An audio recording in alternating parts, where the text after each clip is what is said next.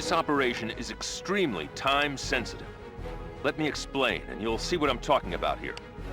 One of our best informants, a man who's tapped into a half-dozen terrorist networks throughout the world, sent a message 3 days ago that he had extremely important information concerning the Venezuela situation. He also said that he was quite certain that if we didn't reel him in quickly, he'd be killed. Bring our fish in, Domingo. We need this man's information desperately, and we can't afford to let him be killed. This may be the key to the whole operation, if you can get him out alive.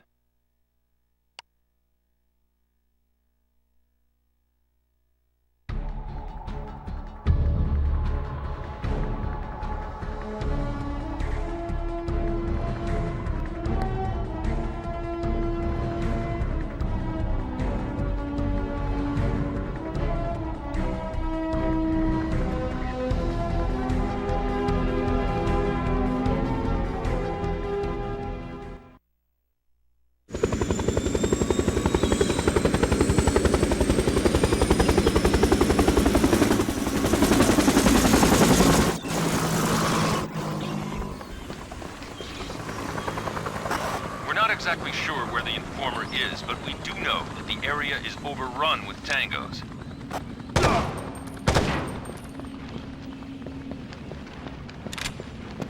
I'm trying to locate him now. There's a lot of activity around a courtyard near your position. Check it out while I take another look using the satellite. Contact! Contact! Hostile eliminated. Contact! Hostile down.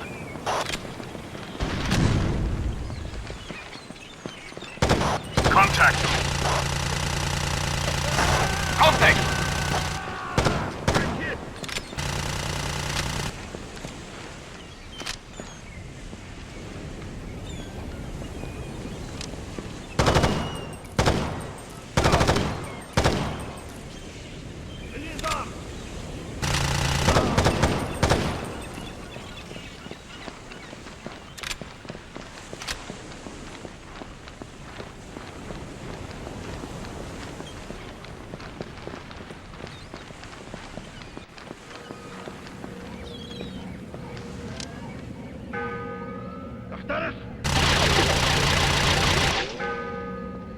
Roger, holding position.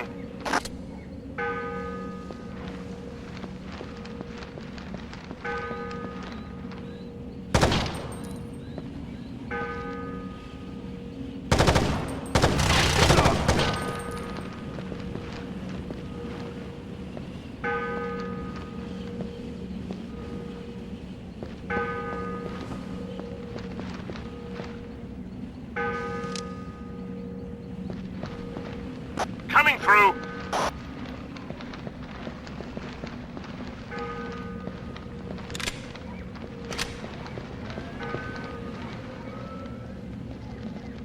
Roger, holding.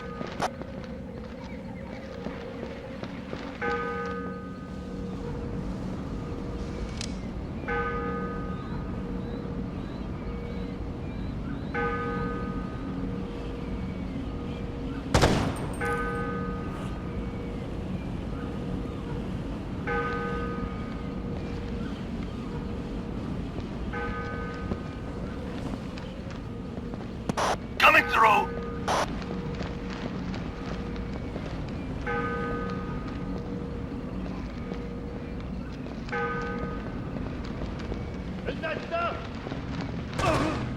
Contact. Hostile eliminated.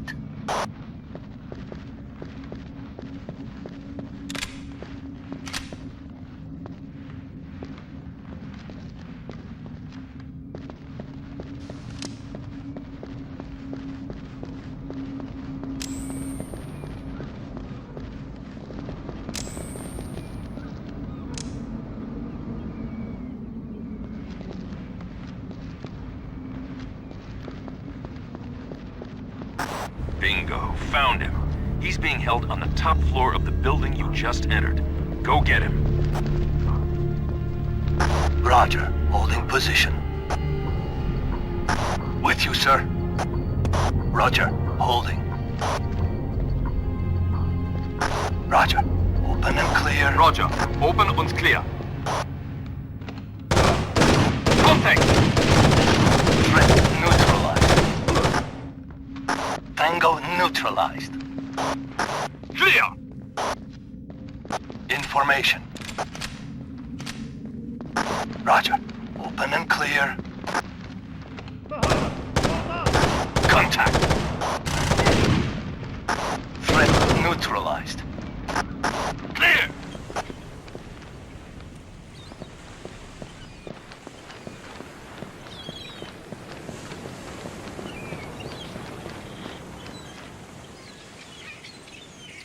Roger, open and clear.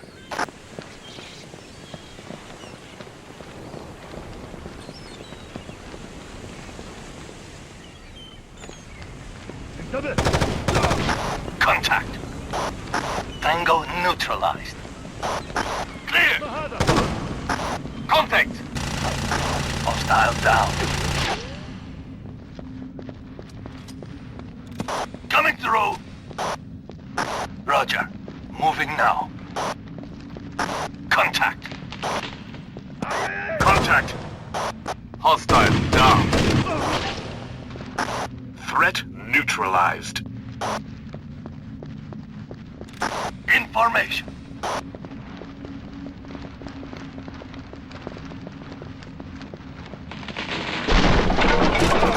Contact! Tango neutralized.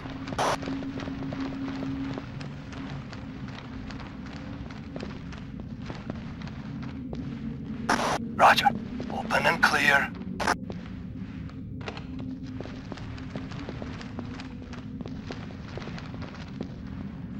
Clear!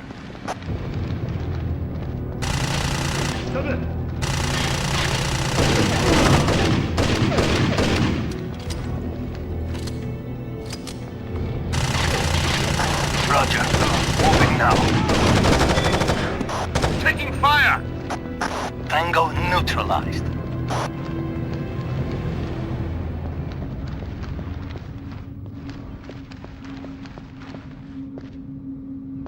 Already in position.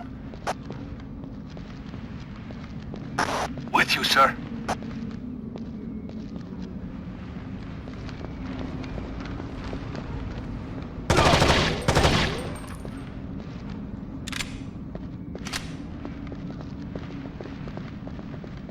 Roger.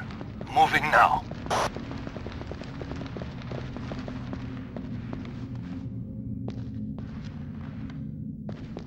Roger. Open and clear.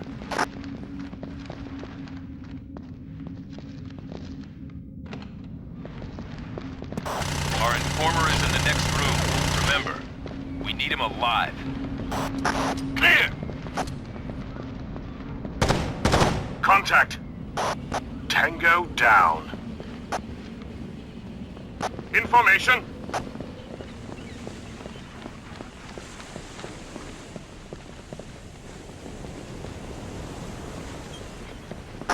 Roger. Open and clear. Contact. Threat neutralized. Impressive job. I assume Clark sent you. Clear. Roger. Securing hostage.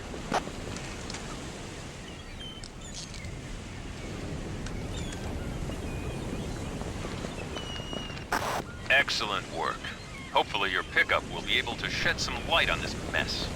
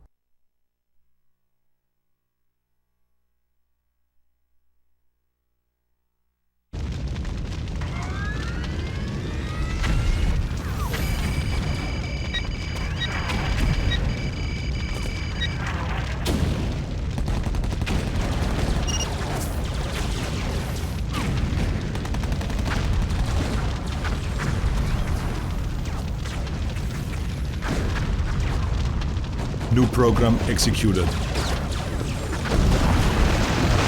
receiving his message. Move to extract station now. Red Eye is close to the checkpoint. Watch out! Watch out! Medic!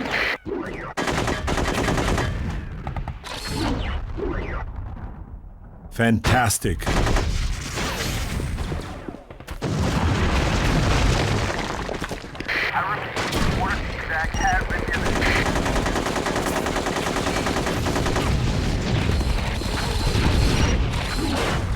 You're fired. Fantastic. Outstanding. Fall back. Fall back. Hold your fire for a clear shot. Keep this channel clear. Line it up, people. Watch the formation. Something's going on over here. Is that you, Peterson?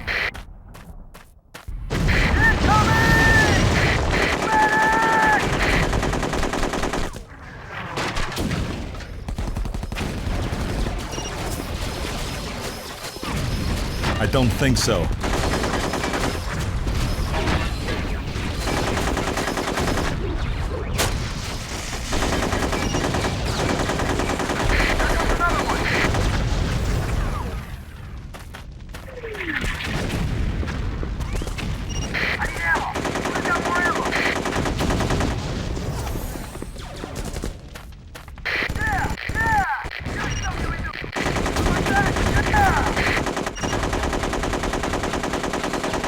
Terminated.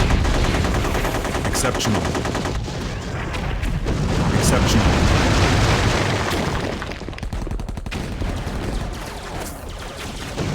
Good! Done!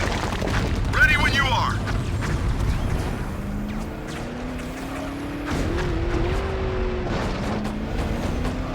Keep this channel clear.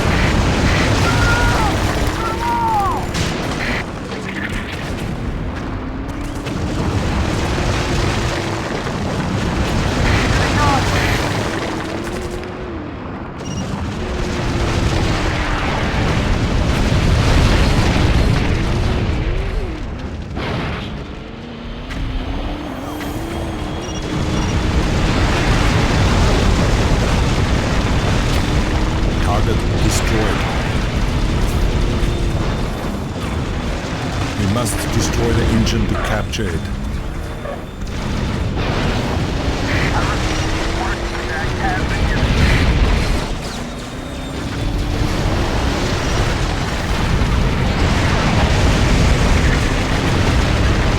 Fantastic.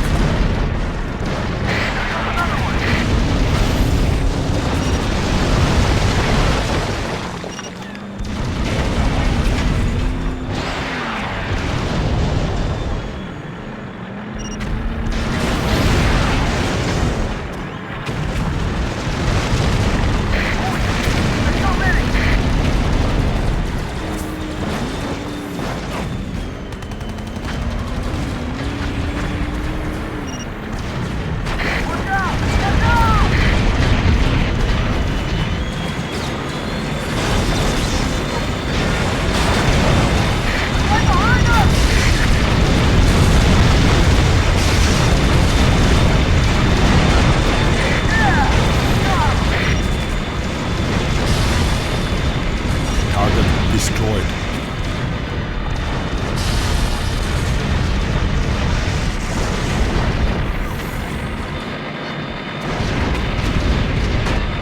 Get down. All receiving his message. Move to your extract station now. Hold your fire for a clear shot. Red Eye is close to the checkpoint. On you! On you!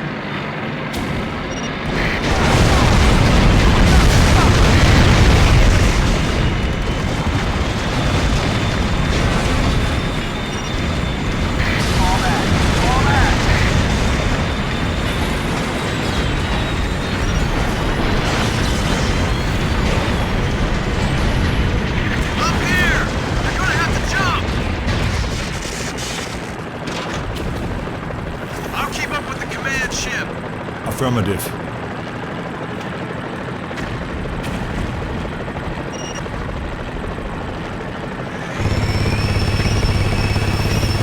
Excellent. Outstanding.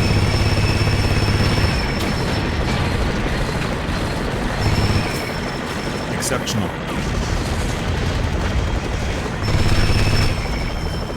I've got a sentinel. 9 o'clock. Circle around the building. Roger that. Plasma missiles incoming. Damn it, it's using the sentinel for cover.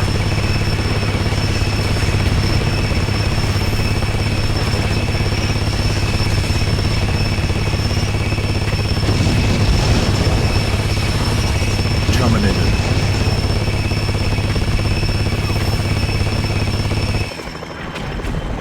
Exceptional.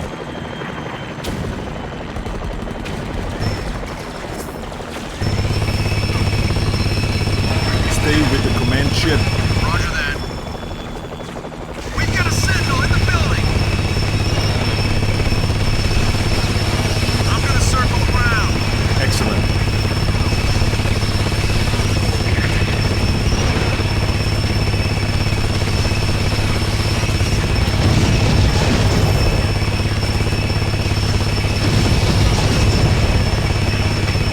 Terminated.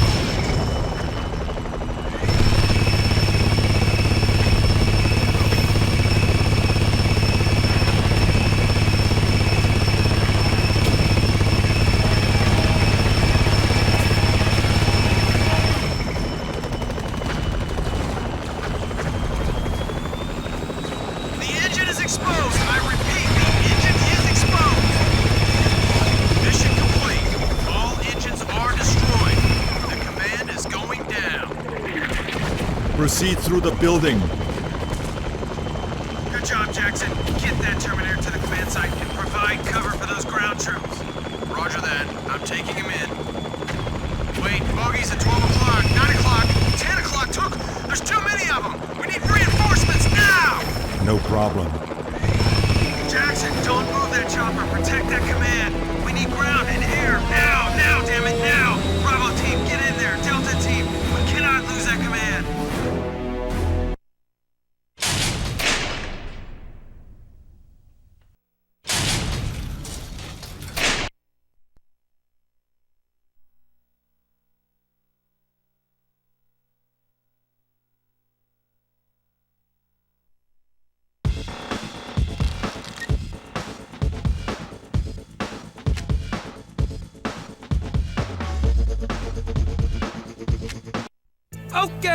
Okay, this is your man Big Tigger doing big things, and welcome to Fight Night 2004, the revolutionary new boxing game from EA Sports.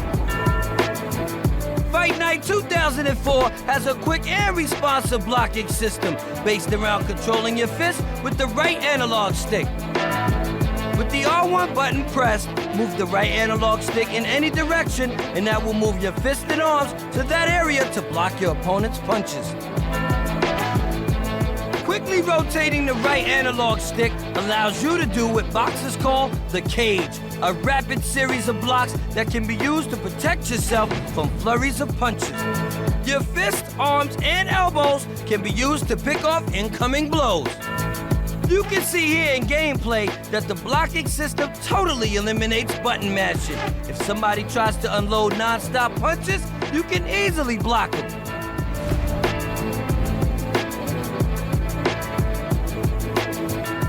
Pressing the L1 button plants your feet on the ground and allows you to use the left analog stick to move your upper body.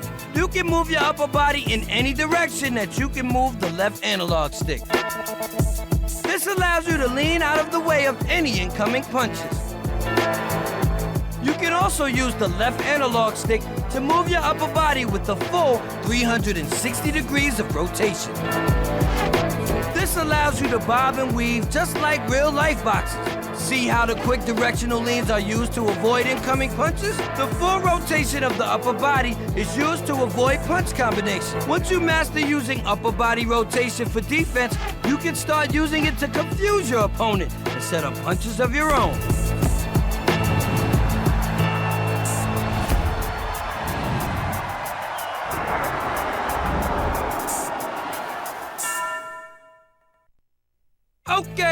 Okay, this is your man Big Ticket doing big things, and welcome to Fight Night 2004, the revolutionary new boxing game from EA Sports. Fight Night 2004 introduces an innovative analog control system called Total Punch Control. The Total Punch Control system gives you complete control over your fist, allowing you to beat down your opponent using the right analog stick. When throwing punches, a boxer's fist travels through the air in a very specific motion. Make this same motion with the right analog stick to throw your punch. For uppercuts, a fist moves downward and then arcs up. For right uppercuts, move the right analog stick down and then arc up to the right. Now let's check out how this works in gameplay. Gamers can now take total control of their fists. You can easily learn how to throw all the different punches and control where they land on your opponent.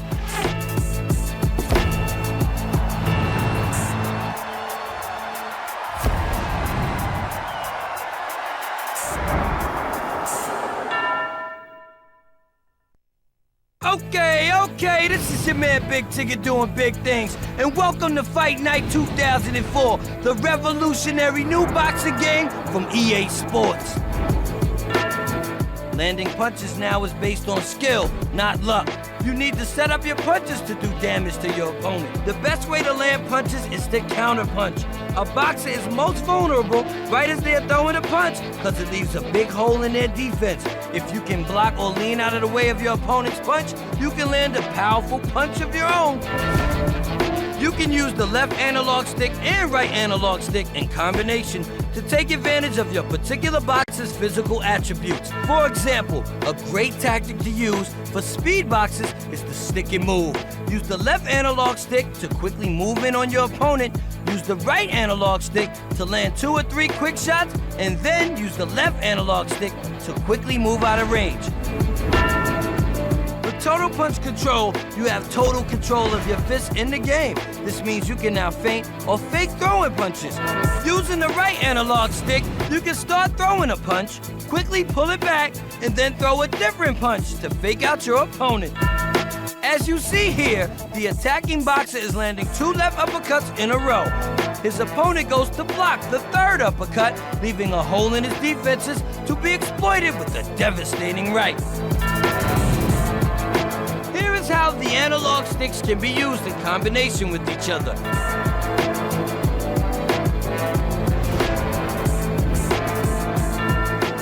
Another great way to land punches is to hit your opponent when he is KO ready.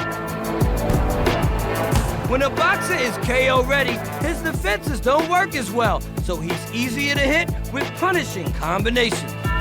Use the left analog stick to hunt down and corner your opponent. Then use the right analog stick to finish him.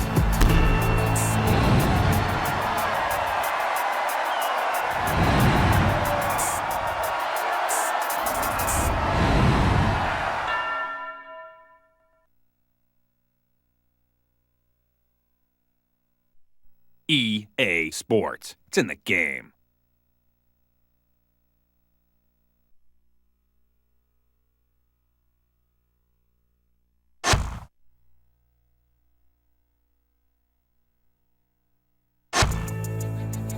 One,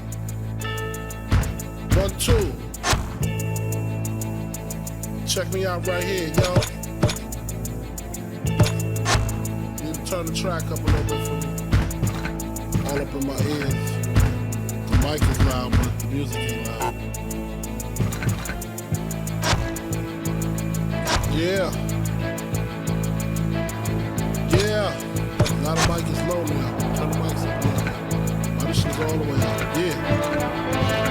The music is loud. It's hot.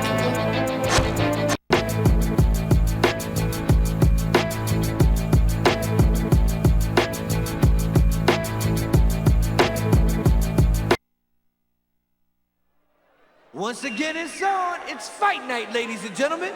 It's time for war, people. Fighters to the ring.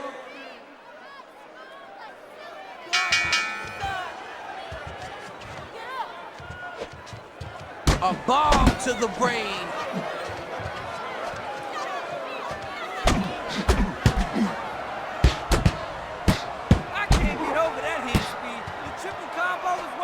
Jones.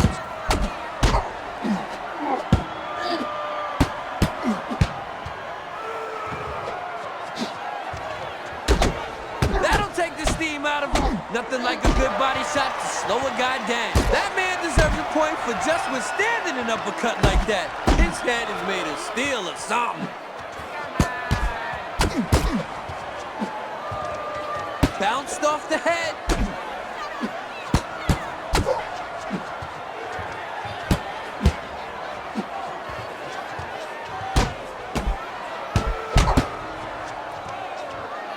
You could almost hit the bone crunch under that uppercut.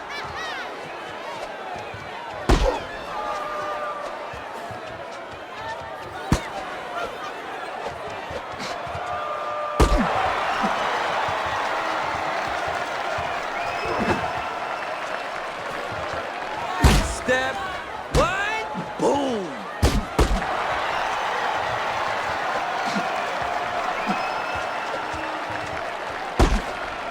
One right to the dome. The crowd's loving it.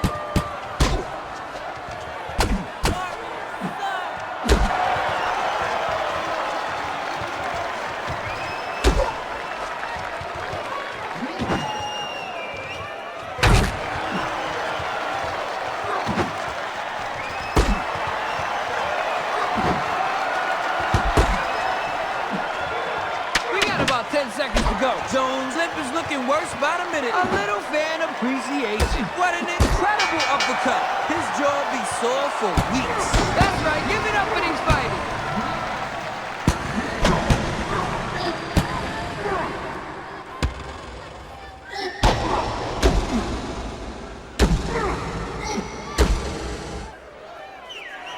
Look at here, look at here, look at here now.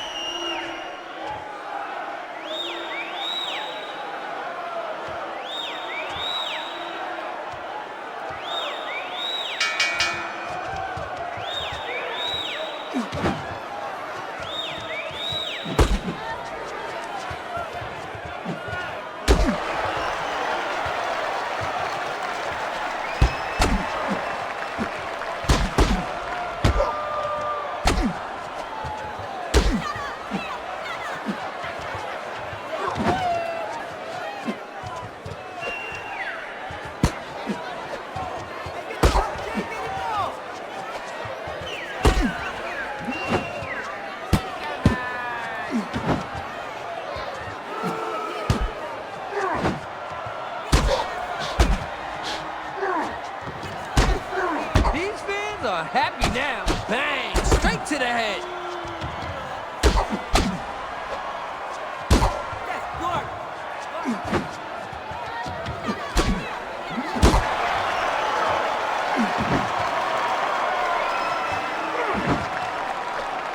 These are some happy fans tonight. He'll be eating out of a straw if he gets hit by another uppercut like that. Jones looking damn weak in there.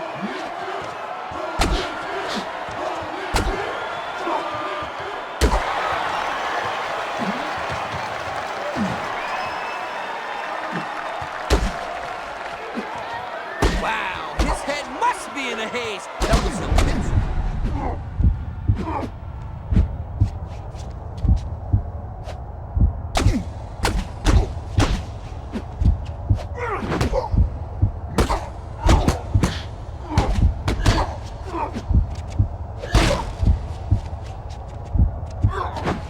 Ladies and gentlemen, we have a man down. I hope the medic's close to ringside.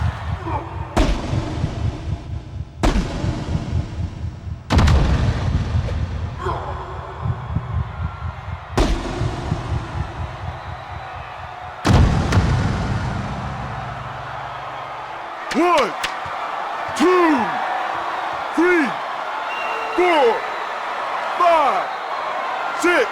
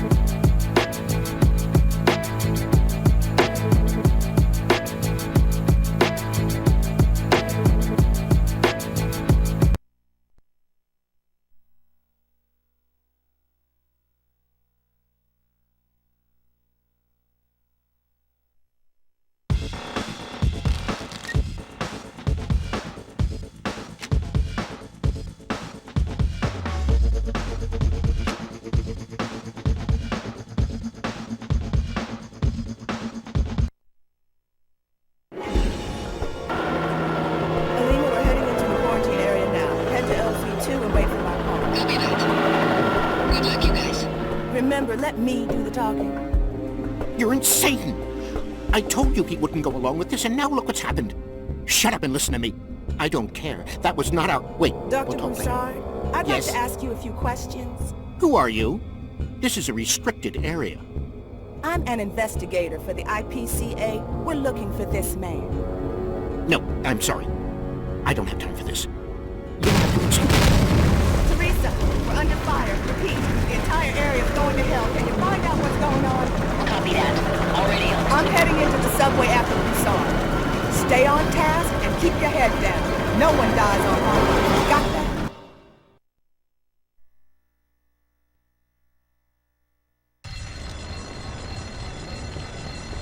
Imani, attacks are reported all over the quarantine area. Do you want to pull out? Hell no. We're not leaving until we find Mujaga. Imani out.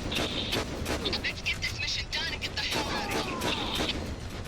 CHA officers are armed and won't be able to tell you from the terrorists, so keep your distance from them. They're considered collateral targets, and I want no collateral damage on this mission. We're doing this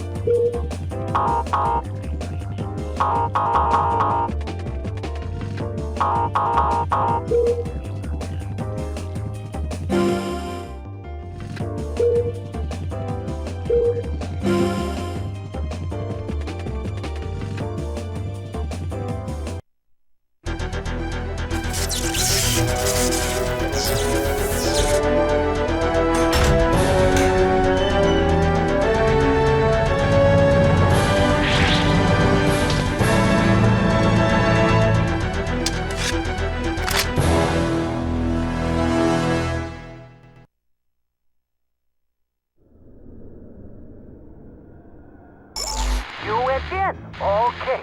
Come.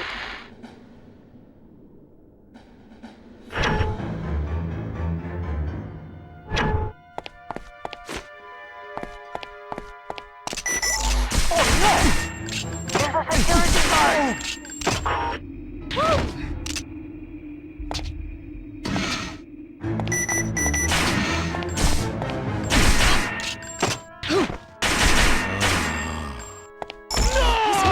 We can't open it.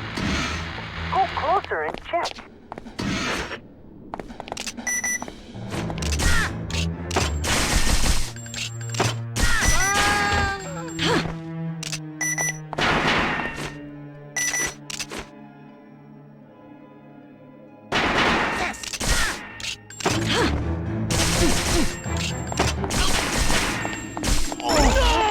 The weapon of the security guard.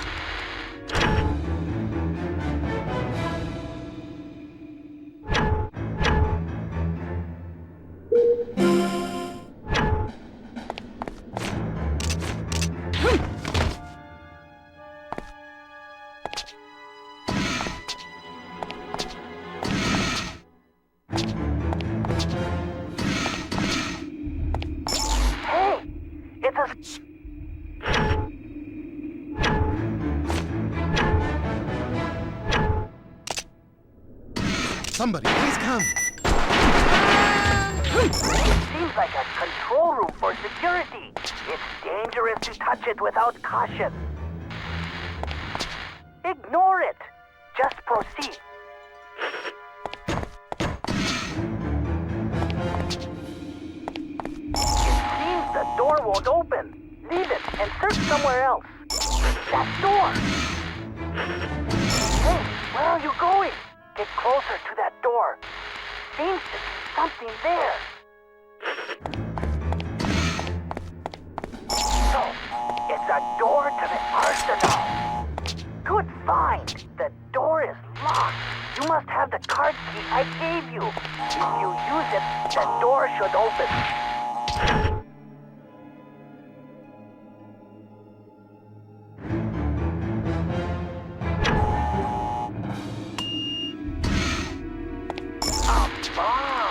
It could be useful. Let's take it.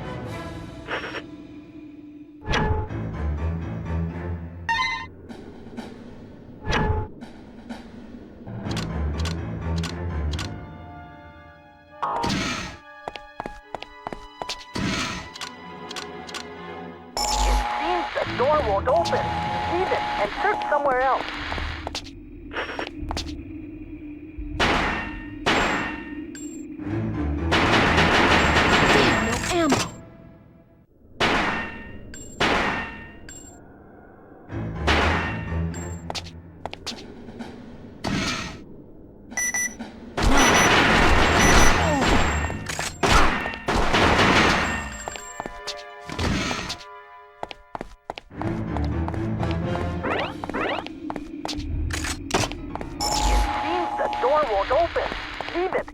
Somewhere else. It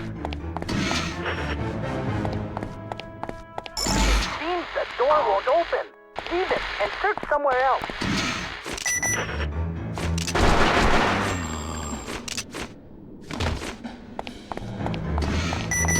The security guards here even have hand grenades?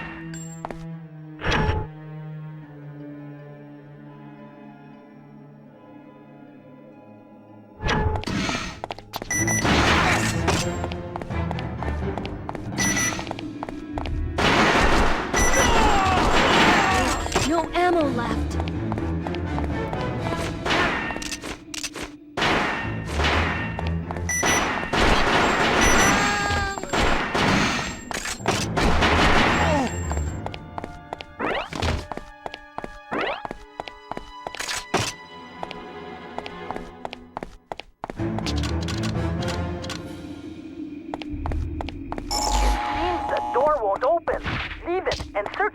else.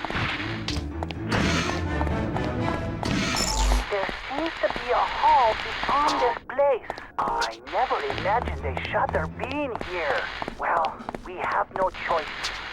Remember, there was a security control room on the way here. Go back there and operate the shutter. It seems the door won't open. Leave it and search somewhere else.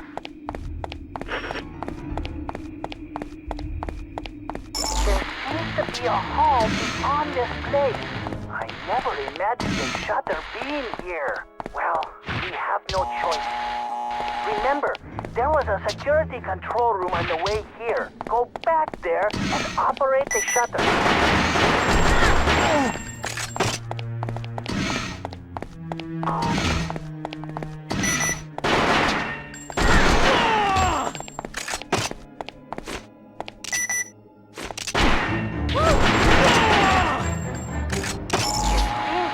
Won't open. Leave it and search somewhere else.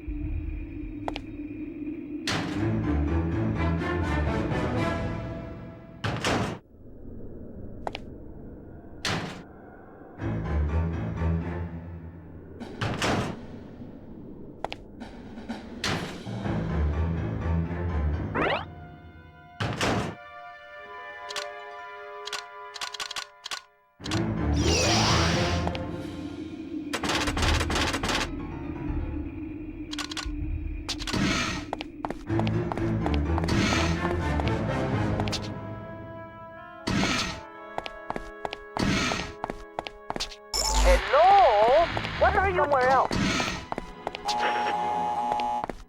It seems the door won't open. Leave it and search somewhere else. Okay. Operate the computer. Carefully. Okay. The shutter seems to have opened.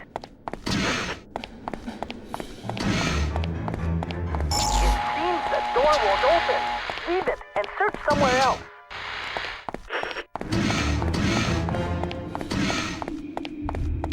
It seems the door won't open. Leave it and search somewhere else.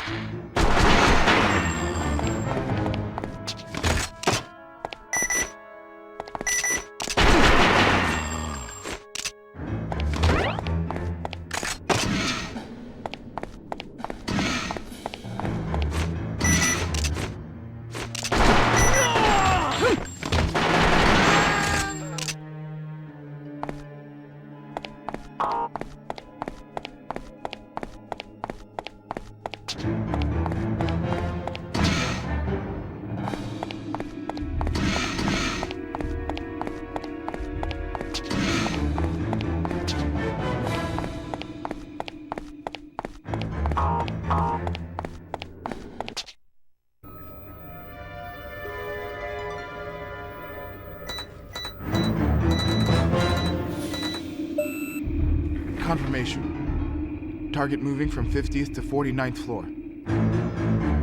Go after her. I want to see where she dove in. Yes, sir.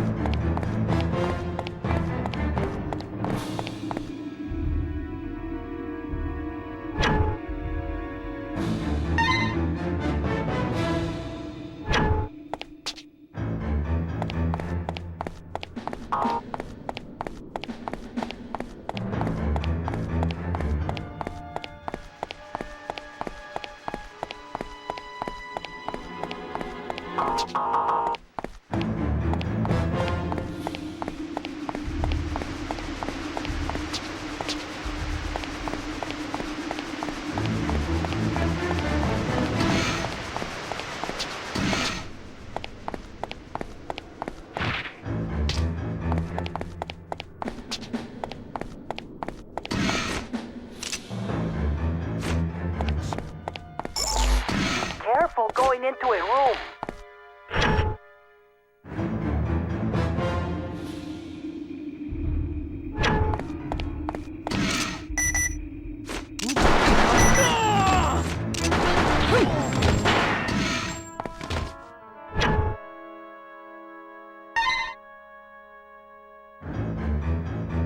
It's a card key. This is a different type than the one I gave you.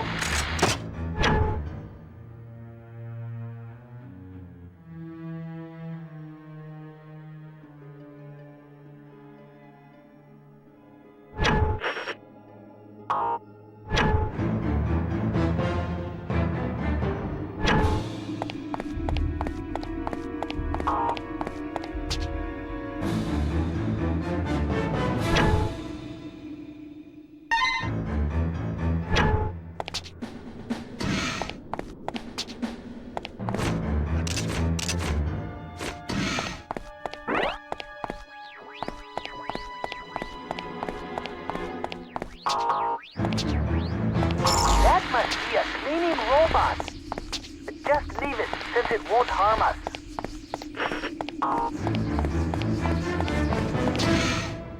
Who the hell? Oh!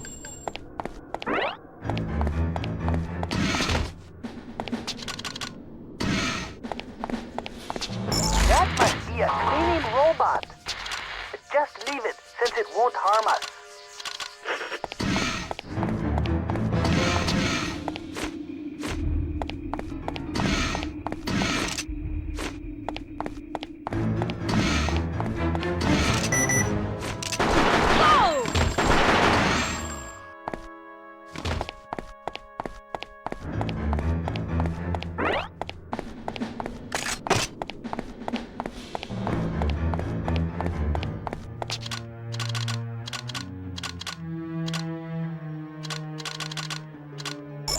FGCCR1000.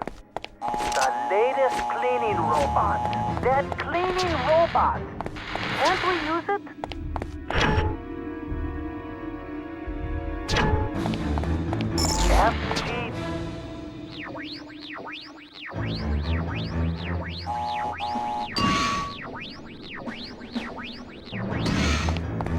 Who the hell? An intruder.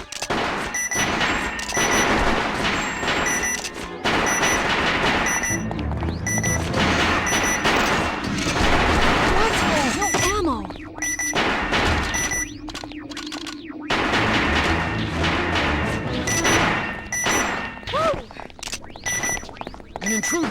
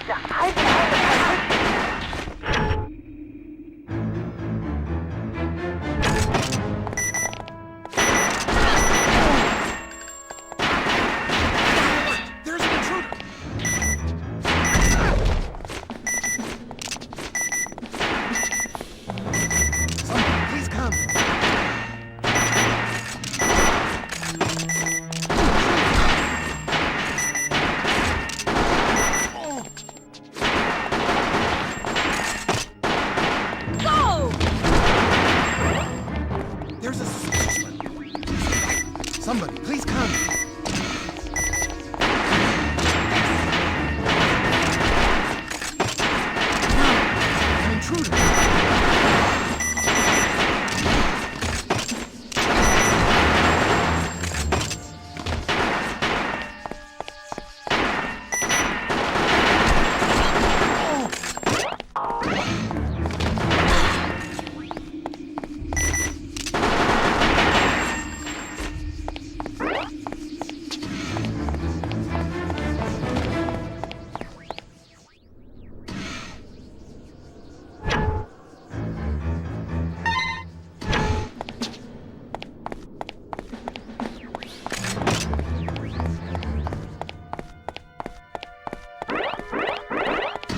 An intruder!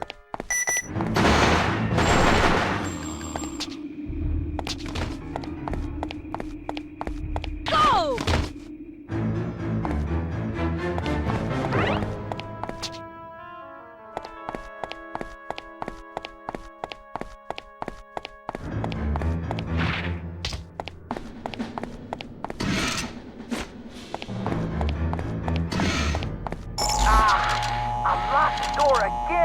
You must have the card key I gave you.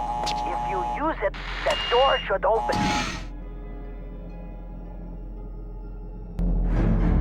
We must raise the server room temperature somehow. There must be a temperature control room somewhere.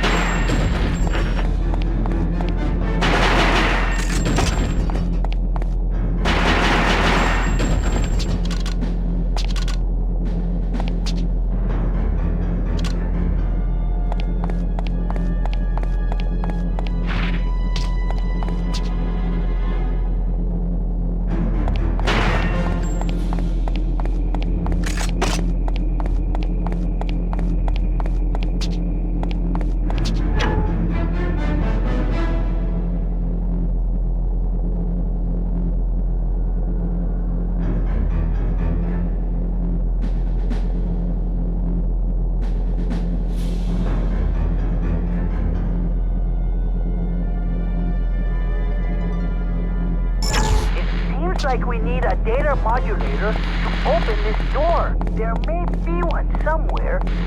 Go back and search. We must raise the server room temperature somehow. There must be a temperature control room somewhere.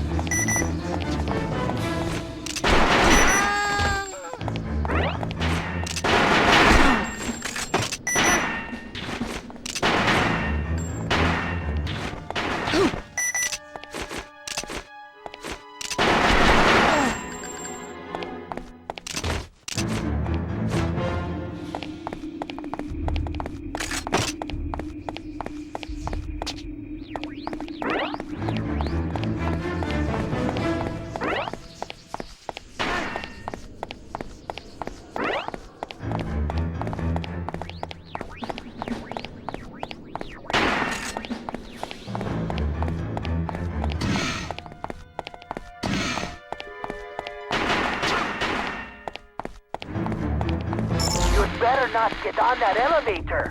A security guard might come running right away.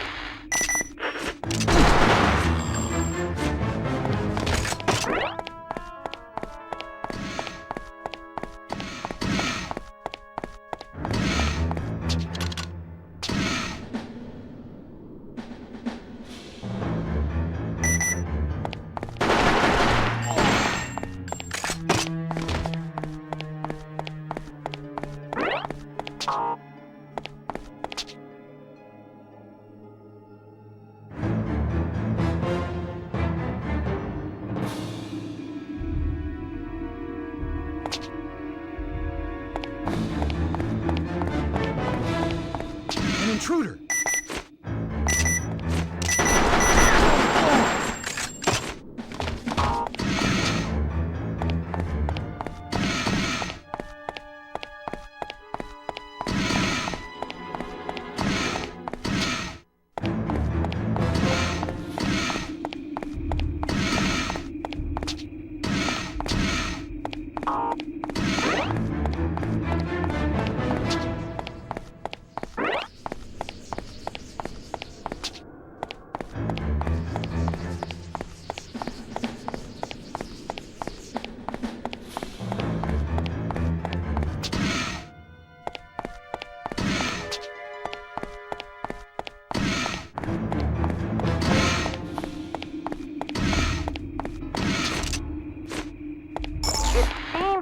temperature of the server room is controlled from here.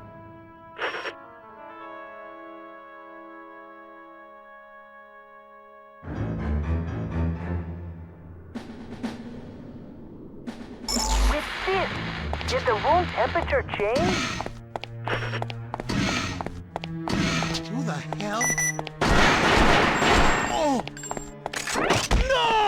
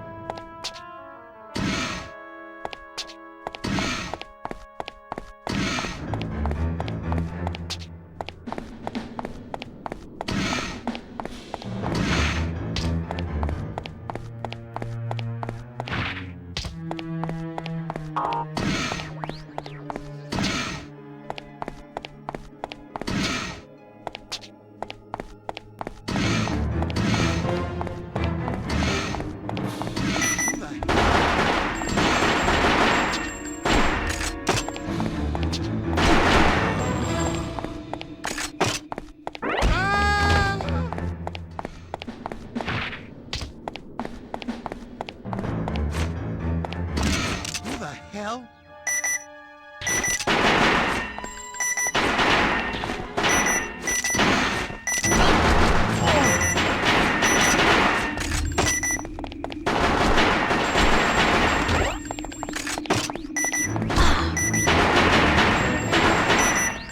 What?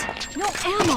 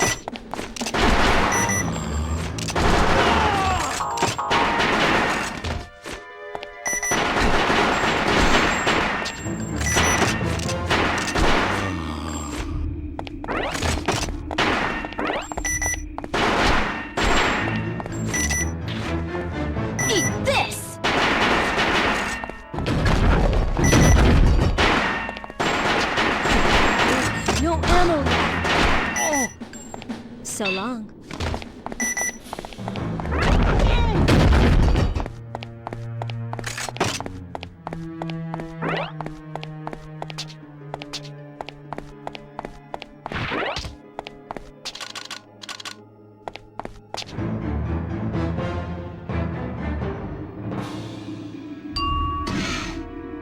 Okay, the lock is released.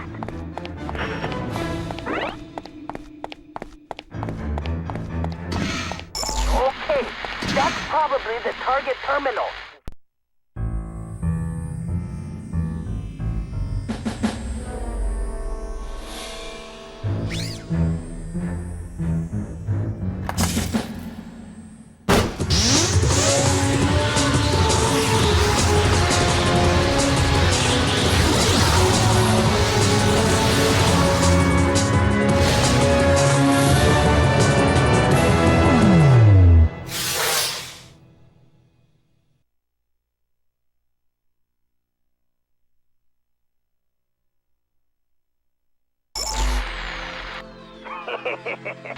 Good.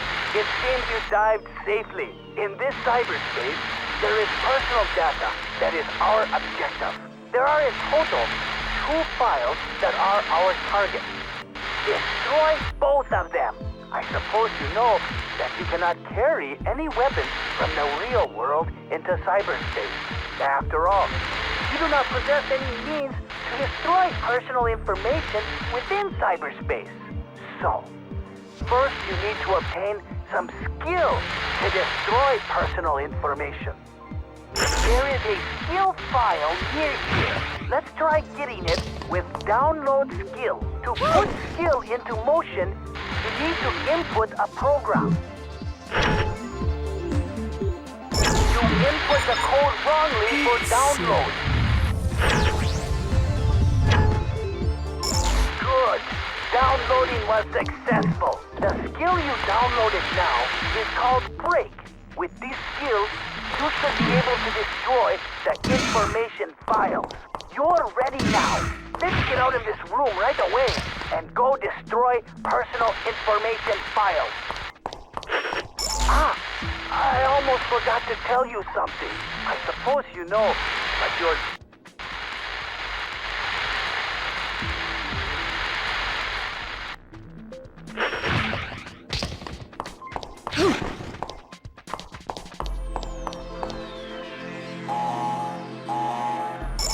Troublemakers are coming. Those are the programs that protect the cyberspace. Bugbusters. They're controlling this door lock. We don't have enough time to play with them. But we have no choice. Let's party! Knock them down with punches and kicks.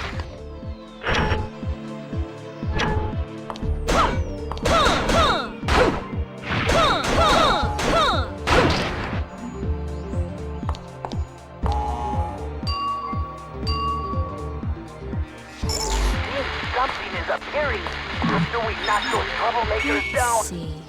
Let's get closer. Okay. Try using that skill next time any hindrance appears.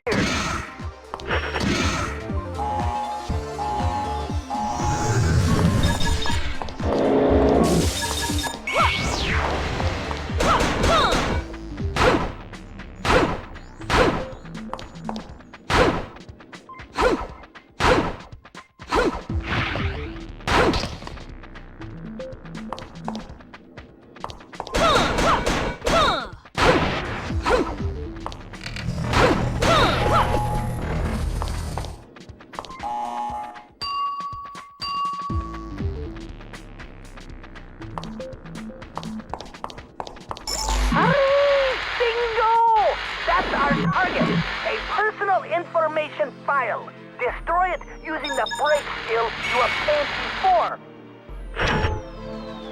Good. You successfully destroyed the file. Still, one more information file to go. There may be some things you overlooked. Go back and search.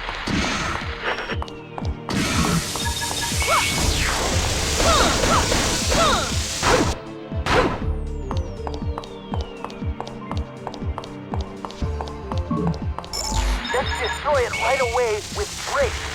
Good.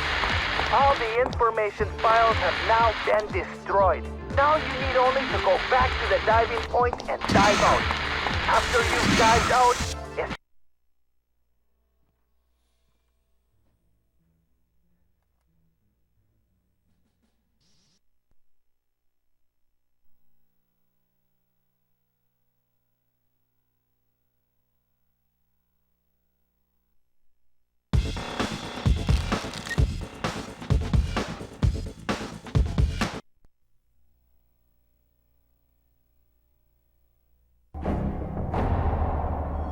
Here's your man, Nick Scryer. Facial reconstruction and a memory wipe. Intelligence has the movement attacking the refinery in about 90 hours. This memory wipe will give us plenty of time to drop him in and get him past the movement's psi probes. Mindgate's specialty is Psi-Ops. They dismissed General Krieger, but Scryer stayed with Mindgate and took his psychic powers to a new level.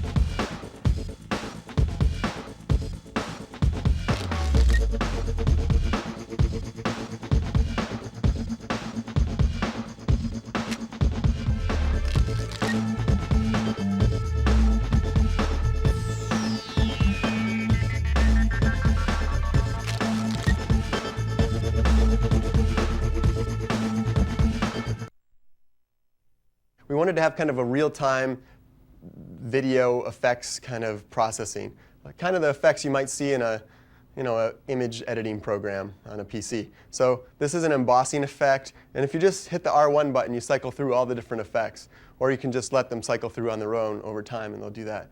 This is kind of a color tracking one, and if I tell it to track this color like I have before, then you see little sparkles coming out of the color, and actually that paints in the color of the scene, so I can kind of bring the color of the backdrop in by just painting it with that object I'm tracking. And it's actually the little sparkles that are doing the painting. So if I clear it back to gray, you can see wherever the sparkles are, that actually is what's painting the scene. It's kind of like a spray brush or something. So this is a color quantization effect to give you kind of an oil painting effect. It's hard to do on video because you get that kind of shimmer. This is a kind of a weird black light filter, which leaves certain colors one color and leaves certain colors longer. Just gives you kind of a nightclub feel or something. This is just a blur effect to give you kind of a very blurry image. This is a edge detection effect, so you can just see the edges in the scene highlighted. This is another kind of an edge detection effect. Gives you kind of a weird, almost woodblock filter. This is a background subtraction effect, so if I step off the camera again, take a picture, pushing the L1 button as before, now I have this kind of subtraction of the live video from this snapshot. And that's why you can see just me kind of highlighted. And with that, you can do these kind of fake green screen effect. It's hard to do in this kind of low light situation here, but let me try that again with picture. Not going to get a good enough picture here. And with that, though, you can do target tracking. So you can see it's kind of putting a crosshairs on me, so that's how we can do some tracking if we would want. You can also do motion blur, like is in the Kung Fu game already. And with the motion blur and the color quantization mixed together, you get this kind of color bleed effect where it just looks like the colors of my body bleed from one place to the next, which is kind of a neat effect.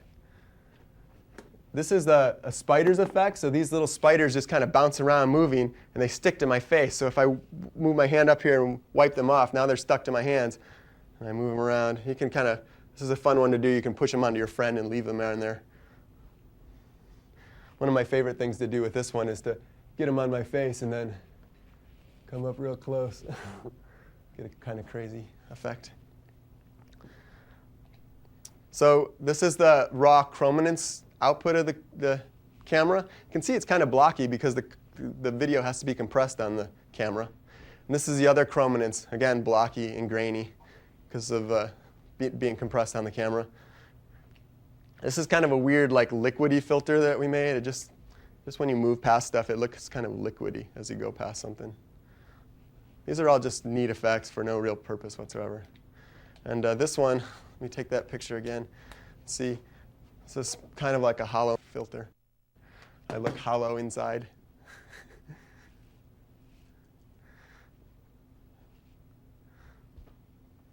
So maybe we'll cut that one.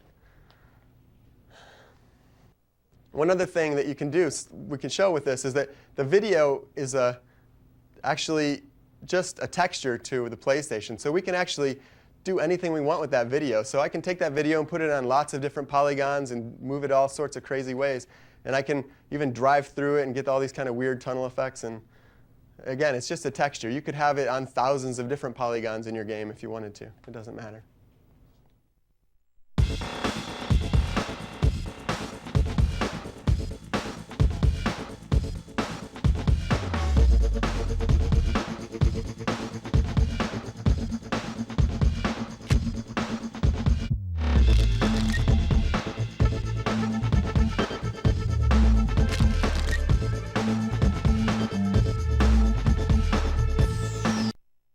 So this is a demonstration of a magic wand game. And again, it uses color tracking and also motion detection and gesture recognition.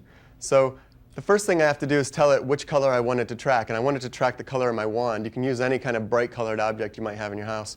And the one we're going to use is this ball. A ball would work best, so a tennis ball or something like that might work. So what you have to do is you have to hold the ball in the very center and push the X button. And you'll see the circle. And you want to fill your colored object up inside the circle there, and then let go. And now it's going to track that colored object. So when I twiddle my fingers over the object, it kind of activates it. That's the activation of the magic. And then when I draw a shape with it, one of the PlayStation symbols, that's going to recognize the gesture of what spell I want it to cast. So if I do a circle, that's the fire spells. So then I can cast the magic fireball spell, and I can shoot it out of my wand here. So we have a lot of different gestures. So if I twiddle my fingers again to activate it, then I draw a square this time. I get the air spells this time. So you can cast a spell right away, and I get the tornado spell, or I can wait and let it get more power, and then I'll get the hurricane spell. So here's hurricane. You can see it kind of mixes the graphics and the video together here. You get the kind of movie special effects. And one of the neat things is when we first demonstrated this, we had 2 PlayStations hooked together, and we were dueling each other. So I'd cast a spell at somebody, and they'd cast a spell back at me. And they'd see the spell effect on me, and I'd see the spell effect on them. And we did it over the network. So one of the other controls you have to do on this demonstration is if you step off camera and take a picture of the scene without you in it, like this, by pressing the L1 button, then it takes a snapshot of the background. And then with that, you can do all sorts of neat special movie kind of effects. So one of the secret shapes we had in the game was this kind of upside down triangle. Let's see if I can get this upside down triangle drawn here. That's the mind spells. And if I cast a spell, then I go invisible. You can see I can kind of fade it right out. And I'm kind of only partially visible here. And that's done because we have this backdrop picture of me, of the room without me. And like I said, when we demonstrated this the first time, we had a counter spell for every spell. So if somebody cast invisibility on themselves, you could counter that with the true sight spell. So I'd cast the true sight spell, and then I'd get like my little eyeball that would bring him out, and then I could see. So for the tech demos, a lot of the time we don't have very many art resources, so a lot of it has to be programmer art. So we do lots of spells that are kind of programmer arty, like the California spell, as we call it, or earthquake. Not a whole lot of artwork needed here.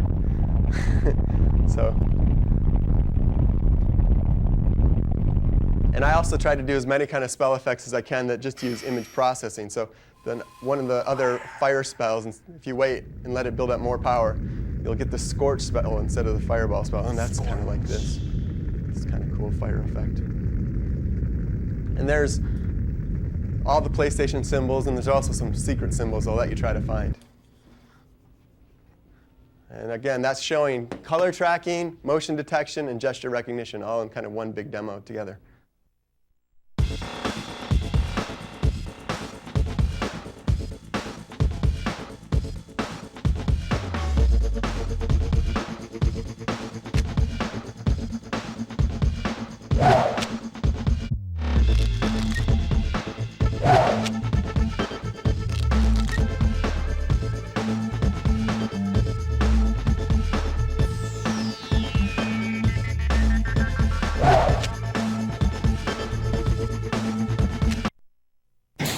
Hi, my name is Saul, and today I'm going to show you a cool move for the game, The Simpsons, Hit and Run.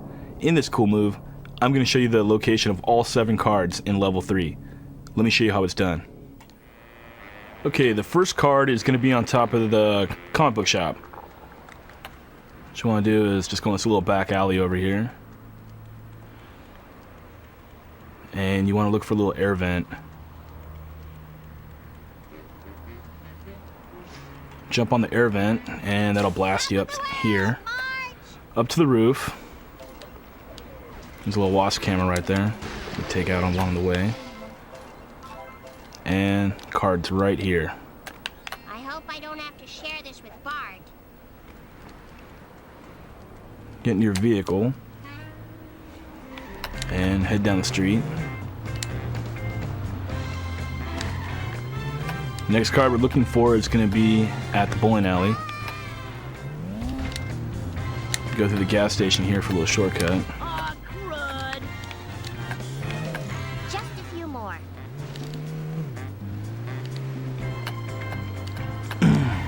And here's the back parking lot of the bowling alley.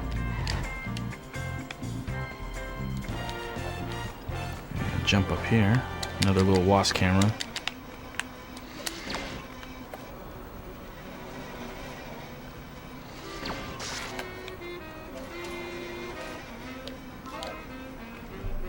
And what you want to do is you want to walk up here, these little narrow paths right here on top of the bowling alley, to get close to the card. And just want to go jump to it.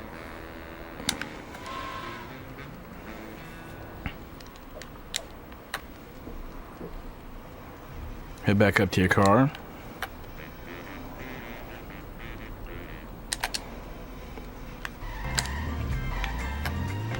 And go down the street here.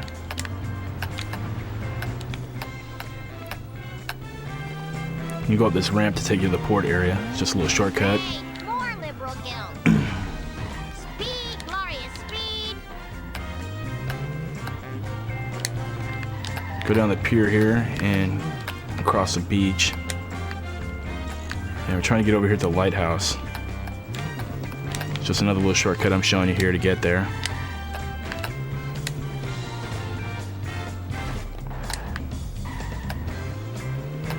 Exit the vehicle and you want to head into the lighthouse. Press the triangle button here and I'll take you up to the top of the lighthouse, and you want to carefully stand on top of this railing and jump twice. And got another card. You can just jump down. It's quicker that way. Won't question the value of this activity. And get back in your car.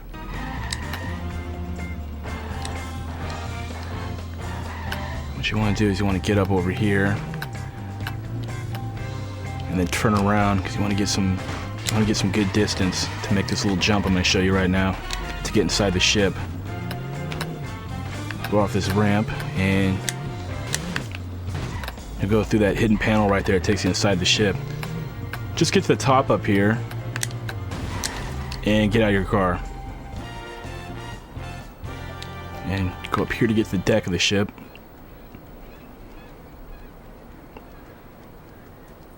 And run all the way to the other side. You can see the car on the horizon there, but you're gonna have to go over here to get there.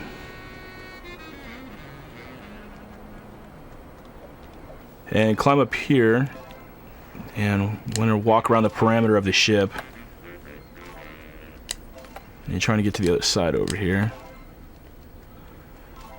And there you have it. There's another card. Alright, head all the way back to where your car was. There's the car. Just want to back up. And just go over here. Okay, now we're back on the pier. We want to head this direction. And we're going to go to the studio where the Krusty the Clown show is being filmed.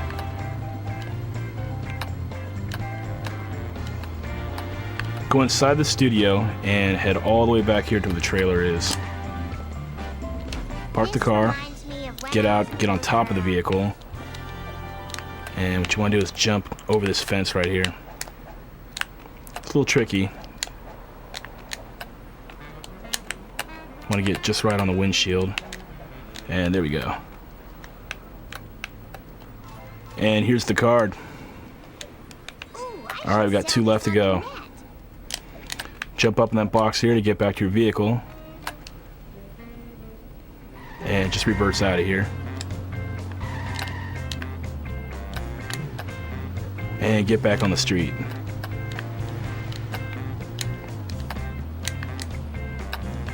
We're heading out to the dam, so we have to get all we have to navigate this windy path here to reach that area. Okay, we're gonna be closing on the dam now. It's just down this hill. And just want to make a left right here and look for a broken area of the guardrail and just get out of your car. And you'll notice a path that takes you to the card, and you want to carefully cross this plank right here. Don't want to fall off. Feel free to adjust the camera just so you can get a better view of where the card is located. And from here what you want to do is just perform a double jump to reach the card. If you don't get it at first, it's alright. You can just keep following this path. And go through the door here to take you back up on top of the dam, and you can try over. It's a difficult jump, so it's going to take some practice. In the meantime, let me show you where the last card is. Let me get back to the vehicle. The last card is not that far away. What you want to do is line up your vehicle right here on this broken bridge, and you want to stop right here and get to the edge here to jump to this platform. And jump again. And wait for the platform to take you all the way to the other side of the bridge. And it doesn't matter if you fall down like I just did, because it just took me to the other side of the bridge anyways. And the last card is going to be hidden right here. Right here on this little ledge right here. Ah, sweet, sweet tangible rewards. There you have it. I just showed you the location of all the cards in level 3. Have fun exploring the rest of the level. There's a ton of more hidden stuff to find.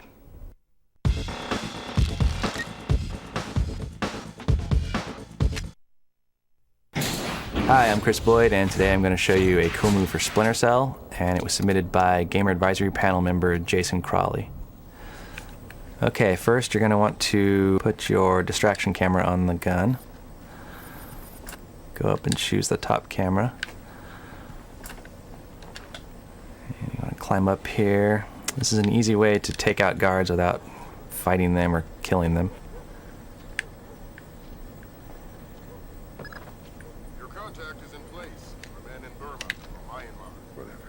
And you can take out your gun and wait for the guard to get close.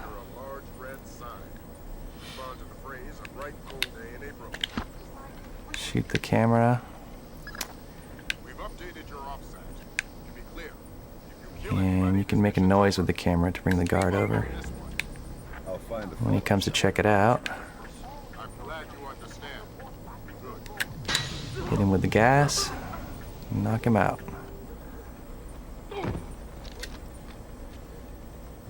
And you can repeat this for the second guard as well.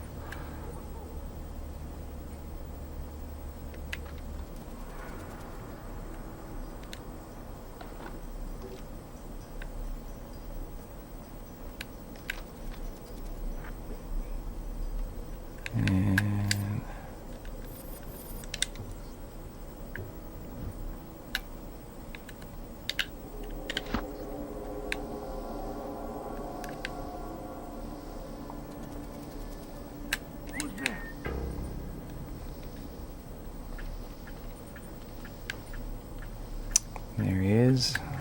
Hit him with the gas. And you're good to go. Now you can use this move anywhere throughout the game as long as you have the distraction camera in your inventory. And it's a really easy way to get past guards without fighting or killing them. So give it a shot.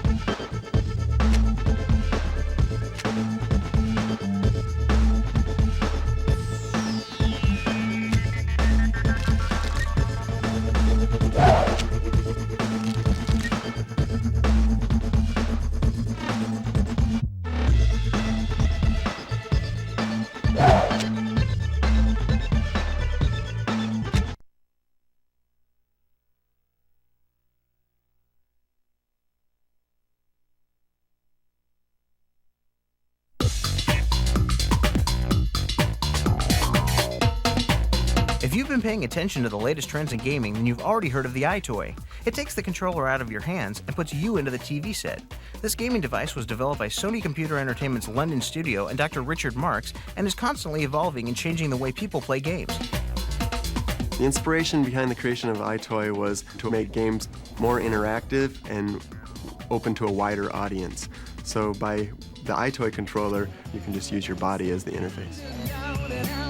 It's so easy to play. Kids and their parents and even grandparents like to try it. They're not inhibited by the complex controller and not understanding what they're supposed to do. Everyone's kind of on an equal playing field. My background is in computer vision and image processing, and it's really neat to be able to see this kind of technology applied in a completely new game interface domain.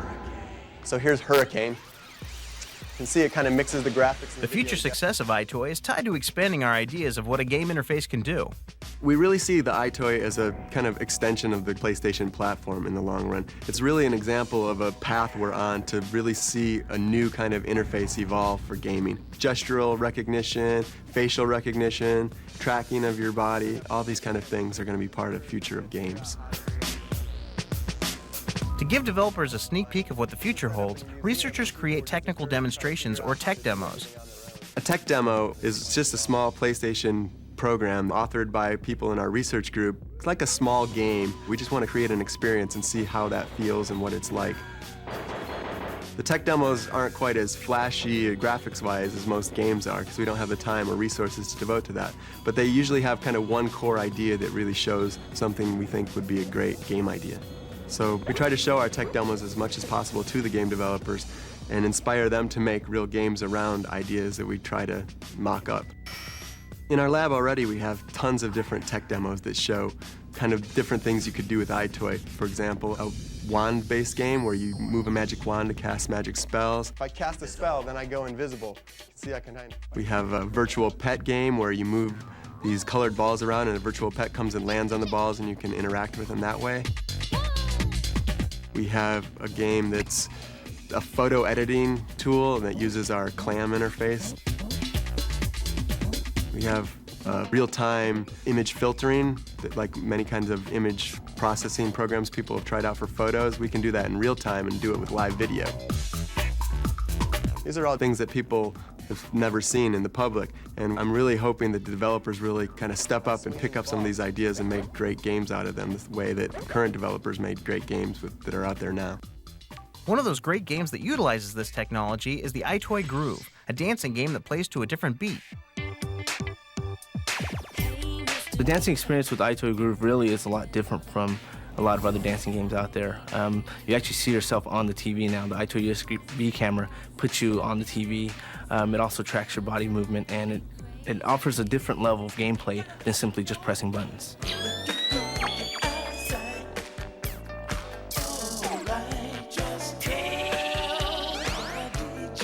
You know, you have artists like Madonna, Jamiroquai, Fatboy Slim. You also have classic artists such as Kool and the Gang and the Village People. So there's really a broad range there that should appeal to everybody. So there's tons of great music, but how does dancing become a game? The EyeToy experience for EyeToy Groove extends beyond just simply button presses. It really requires you to move your body, and the more you move, the more points you get. You would try to touch these targets that fly out from the center to these different target areas, and depending upon when you hit it, you get more points for it. The challenges are a lot more sophisticated than any other dancing game can offer.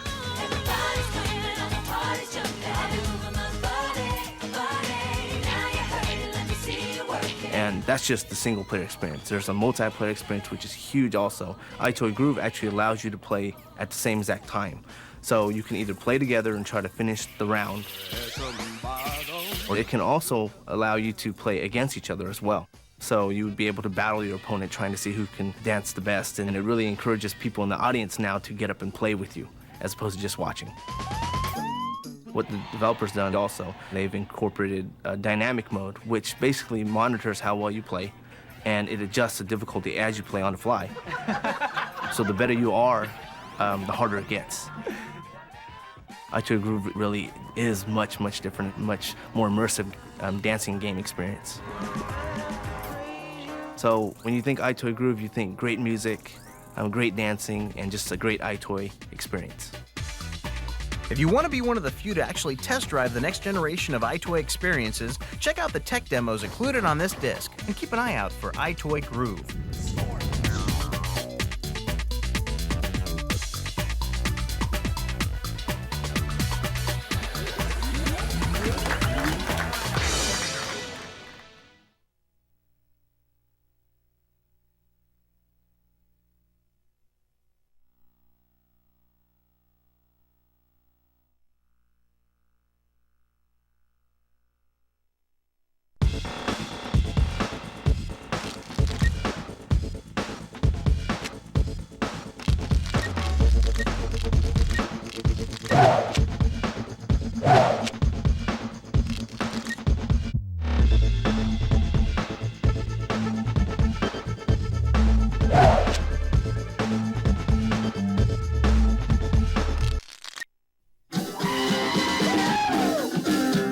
The PlayStation Underground is out on the town in Tempe, Arizona. We've tracked down a man of many talents and interests. He's a rock and roller with a streak of geek in him. We present Robin Wilson of the Gin Blossoms, a not-so-typical lead singer of a rock and roll band. My hobbies include video games and comic books, and I collect action figures, and I run a recording studio. That's a pretty big hobby. I have several hundred action figures, a lot of Batman villains and stuff from McFarlane Toys, and a lot of stuff comic book related, like old Spider-Man figures. And then I also collect lunchboxes. I have about 150 vintage metal lunchboxes. All of these hobbies and collections may be interesting, but Robin's #1 hobby is, of course, video gaming. I've been playing video games since I worked at an arcade in the early 1980s. I've had pretty much all the major console systems, but PS2 is the only one I have right now, and I really love the machine, and I love the games. I take the thing everywhere with me. I travel with it all over the States, so it's my main hobby. Ever since having a baby, I only have time for one hobby, and it's video games. My favorite PlayStation 2 games include Metal Gear Solid, War of the Monsters, Ratchet & Clank, Need for Speed, Hot Pursuit 2, and Midnight Club 2. Recently, I've been playing Soul Calibur, and Ico, and Music Maker. Nothing too odd with those choices, but what makes Robin different is where he plays these games. This guy is a true wandering minstrel. Since the summer of '92, I've done about 300 dates on the road, and I've had my PlayStation with me in at least 100 different hotels, a bunch of different buses. I played in the dressing room, take it to my wife's aunt's house. The best advice I can share with the gaming audience is if you're going to travel with your PlayStation, bring an extension cord, an RF adapter, and AV cables, and then you're going to need some tip money for the hotel engineer. The Gin Blossoms hit Hey Jealousy is already included in Konami's Karaoke Revolution, so we asked Robin what ideas would go into his version of a touring rock and roll band's video game. If there was a Gin Blossoms Robin Wilson video game, the overall object of the game would be to play as many county fairs as you can in 1 month and to keep the band from breaking up. And actually, that would be the title of the game, too. Gin Blossoms: Keep the Band from Breaking Up.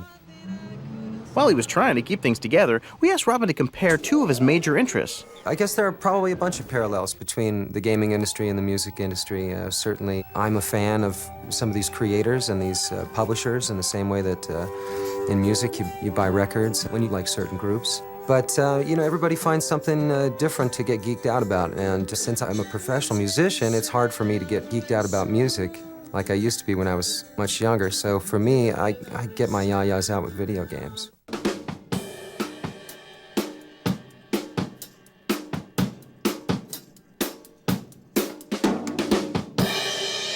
Hey, Robin, anytime you're ready.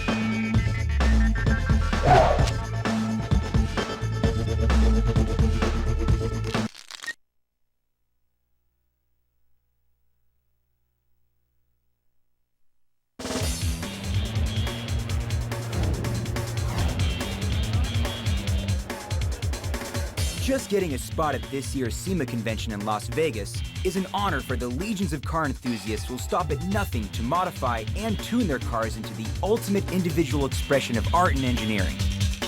But what would happen if you took the third largest trade show in the world and combined it with the world's biggest auto racing franchise? You might just have a dream come true for one lucky car owner as Gran Turismo's creator Kazunori Yamauchi and a cast of expert judges handpicked 5 best of category cars from the show.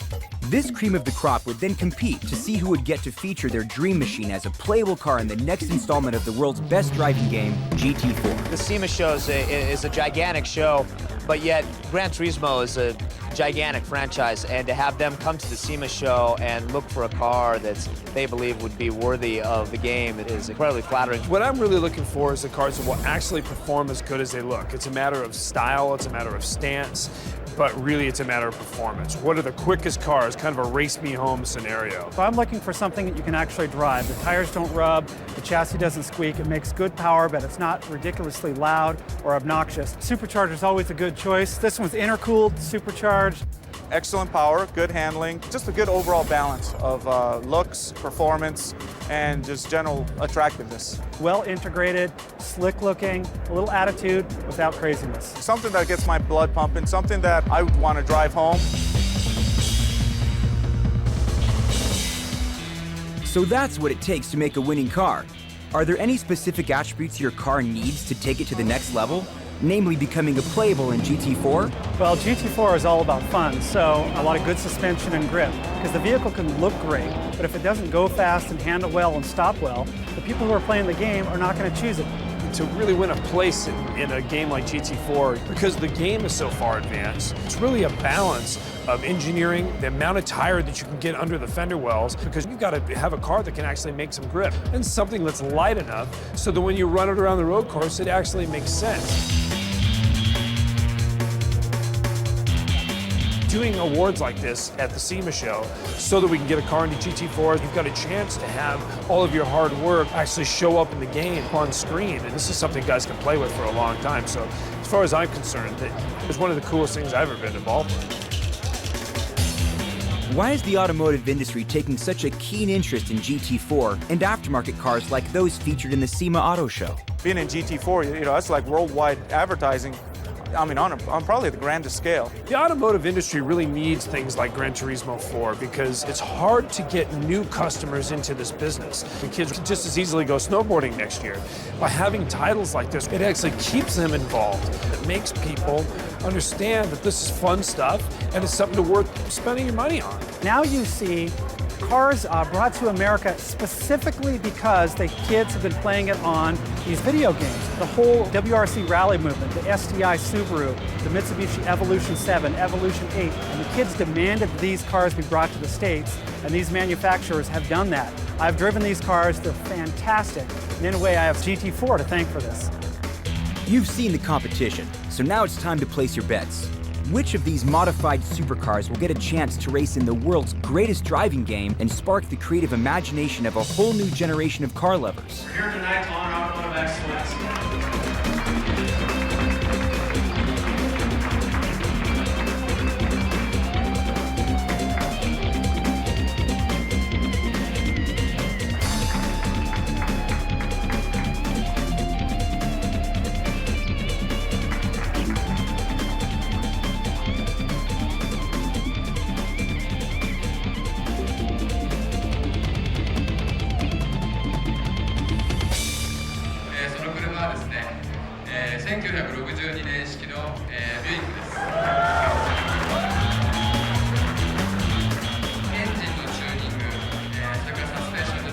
The overall balance of the car was perfect. The engine specifications, the exterior, the interior design, the brake performance, shocks, you name it, it's there. This car stood out like a jewel. Unfortunately, even our judges didn't get a chance to drive this gem, but you'll get your opportunity when the highly anticipated GT4 hits the streets.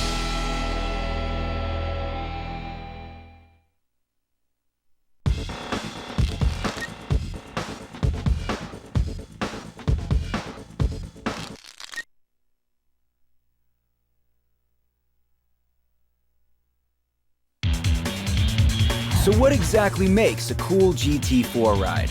Well, the PlayStation Underground spent an afternoon with Cameron Evans, one of the auto industry judges from the GT4 Awards panel and host of Hot Rodding TV.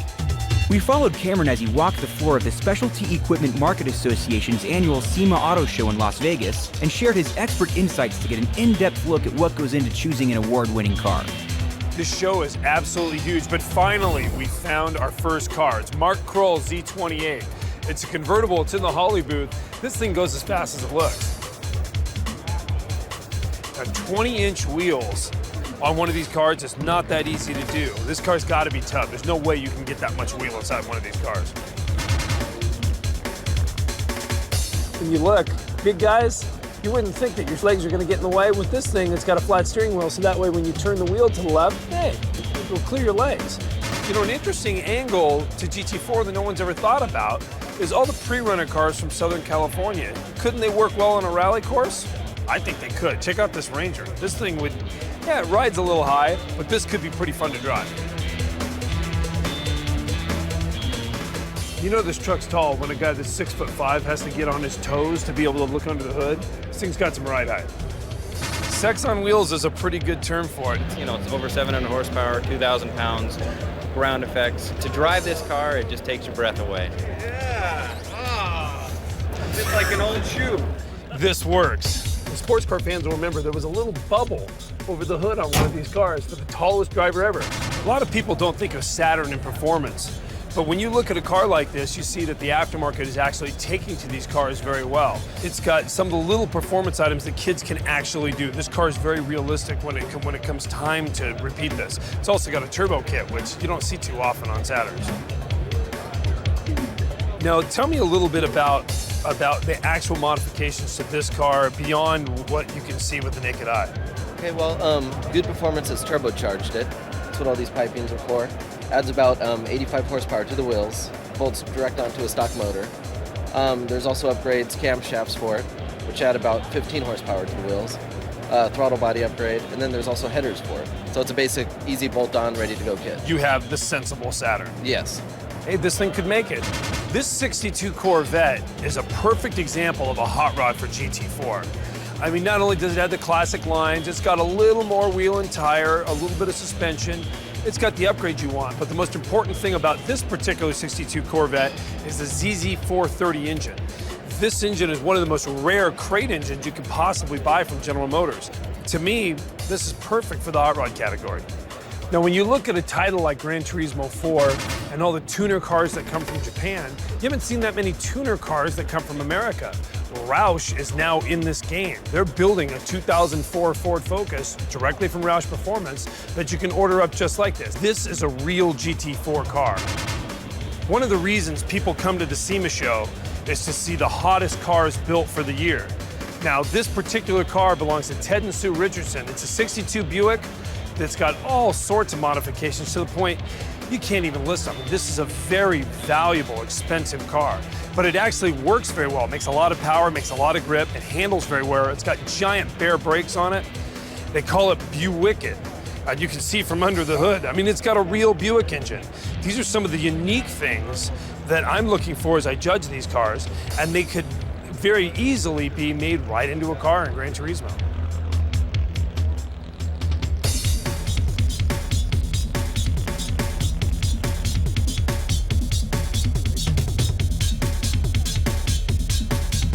As you can see, the SEMA show is absolutely giant. We've judged all sorts of different cars for Gran Turismo 4, but now we need to find out who the winner is. In fact, I've got to go, man. We got other cars to go see. We've got to make sure we come up with the winner.